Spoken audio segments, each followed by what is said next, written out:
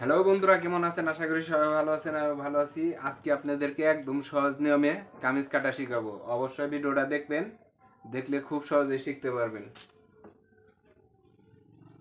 এখানে আপনার দুইটা কামিজ একসাথে কাটবো, যে কারণে এই এই চার পার্ট একসাথে, এই দেখেন চার পার্ট এভাবে উপরের থেকে একদম এই পর্যন্ত সমান করে ভাঁজ করে নিছি। খোলা সাইডটা সামনে থাকবে, আর দেখেন এই যে বন্ধ সাইডটা একদম সমান রাখবেন। তারপর আপনার এই উপর থেকে দেখেন, উপর থেকে এই পর্যন্ত 43 ইঞ্চি লং। তো যার যতটুক ততটুকুই নেবেন। এই যে 43-এ একটা দাগ কাটলাম। এইখান থেকে 6-6-এর পরে 12.5। তারপর আপনার এখানে নেবেন 20 কি 19.5 কি 21।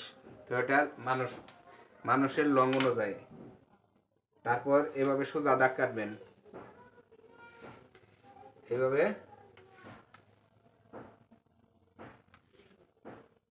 দেখেন। তারপরে এইখানে নেবেন 2.5 ইঞ্চি। তারপর এখানে 6.5। এটার বডি আছে 36.5, 4 নং 36। তো 9 ইঞ্চি 100-তে 36.5। তো এখানে 32, 4 8 32, মানে 4 ভাগ করলে যা হবে তাই। এইখানে আছে 36, এই 4 নং 36। আর গের হবে 21.5। তো 21.5-এর অর্ধেক 10.5 পৌনে 11। তো দেখেন এখন আপনার এই যেভাবে সোজা এইখানে সোজা দাগ কাটবেন, আর স্কেলটা ঘুরিয়ে এইখান থেকে এই পর্যন্ত নেবেন।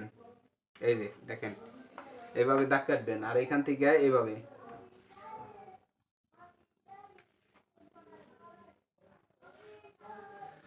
তো দাগ কাটা হয়ে গেল, অবশ্যই বুঝতে পারছেন।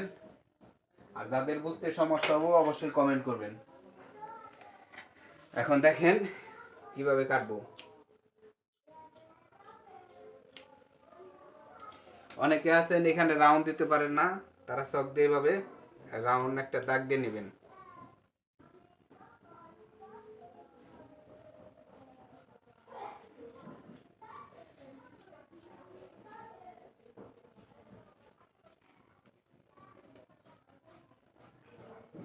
এখানে আপনার 1.5 ইঞ্চি পরিমাণ বাড়তি রাখবেন সম্পূর্ণ।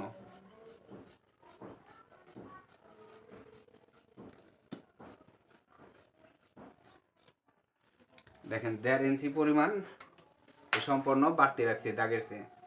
তারপরে এখানে একটা চিহ্ন দিয়ে দিবেন। এখন দেখেন এই যে নিচে নিচে এইভাবে একটু রাউন্ড উপরের দিকে কেটে নেবেন। এখন আপনার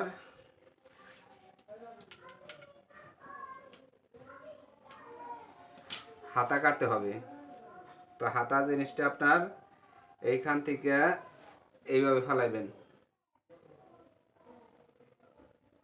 তারপরে এই যে এইভাবে দেখেন এই বন্ধ সাইডটা একদম সমান রাখবেন। তারপর এখানে 1 স্কেল পরিমাণ বাড়তি রাখবেন শিলির জন্য। তারপরে এখান থেকে ধরবেন এইখানে 15.5। তো যার যতটুক ততটুকুই নেবেন। তারপরে 15.5 দিয়ে 1/2 ইঞ্চি বাড়তি রাখবেন, আর এই নিচের দাগের থেকে 2.5 ইঞ্চি এভাবে দাগ কাটবেন। তারপর এখান থেকে